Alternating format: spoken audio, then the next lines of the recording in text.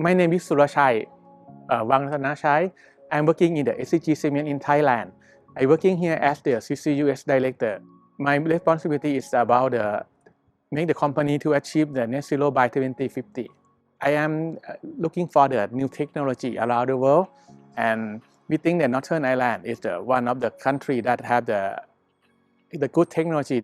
I can find many things here. For example, about the technology about the hydrogen that we are looking for with the Carthagen. It's better than many countries that I have visited on the seminar today. There are a lot of collaboration. This is the good thing that I found in the Northern Ireland. I encourage the companies in Southeast Asia to working with the Northern Ireland. We will find some new thing that may be beneficial for the company or in the countries. We will work together with the Northern Ireland to make our company to achieve the net zero target by 2050.